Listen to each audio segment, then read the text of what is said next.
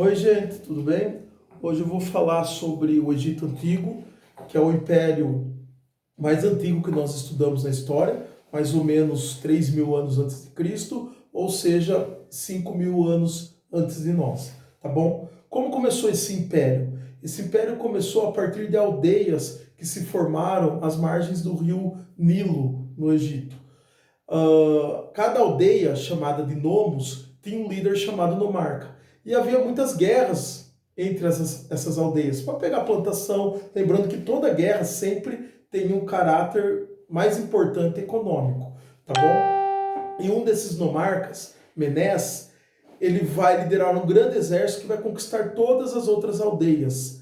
E então vai fazer instalar o seu primeiro reinado, tá bom? Então aí que já dá origem à palavra império. A palavra império, na verdade, é quando uma nação, um povo, um estado acaba influenciando os demais ou conquistando através das armas mesmo, né? Através da guerra, beleza?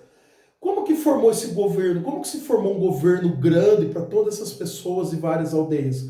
Formou um governo teocrático. O que que é isso? Quando o rei, no caso Menés, o faraó, o imperador, era considerado um deus. A própria palavra faraó já vem de Fá, filho, Ra, o deus sol, que era o deus mais importante, O, de filho do sol. Então a palavra faraó significa filho do sol. Então olha só, não estava sendo governado por qualquer um, estava sendo governado pelo filho de Deus. Ó, isso que nós chamamos de Estado teocrático.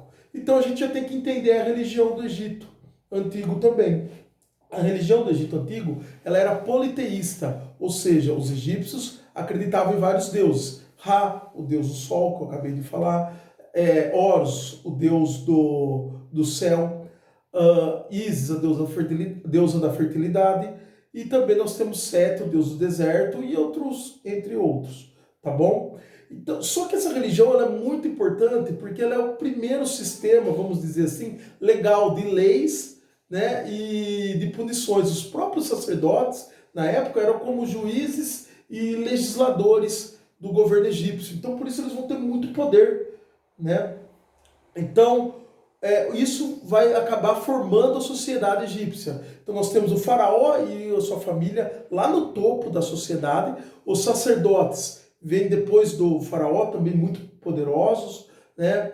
Também nós temos os generais e altos funcionários, escribas, abaixo dos sacerdotes. Nós temos artesãos e camponeses, uma camada importante. E depois a camada mais importante, os camponeses, beleza? Eram eles que sustentavam todos no Egito Antigo. Por que, gente, é importante dizer isso? Porque tem outra camadinha abaixo dos camponeses que eram os escravos. E as pessoas acham, muitas vezes em casa, que são os escravos que sustentavam o Egito. Não. No caso do Império Grego e também do Império Romano, sim, nós temos a escravidão como a força de trabalho que sustenta esses estados. Já no Egito Antigo, quem sustentavam eram os camponeses, que não possuíam terras, plantavam na terra do próprio faraó, toda a terra pertencia ao Estado, ao Império Egípcio, tá bom? Que Karl Marx vai chamar de modo de produção asiática. É onde toda a terra pertence ao Estado e os camponeses trabalham, dando parte da sua produção para os nobres e a outra parte da sua produção para o seu próprio sustento. Beleza? Então são essas características do Egito geral, um breve relato. São 3.000 anos de história, muita coisa para estudar. Lembrando que a religião egípcia deixou muitos legados para nós hoje, né? Por exemplo, a vida após a morte, os egípcios acreditavam também já na vida após a morte, por isso que tinha as pirâmides eram tumbas dos faraós. O batismo, o faraó na época somente batizava, ele entrava na água do rio Nilo e saía. Tem até um livro chamado A Origem Egípcia do Cristianismo. Nós temos também a cruz, o Horus carrega uma cruz, tá bom? Porque era a cruz das estações do ano, toda aquela simbologia.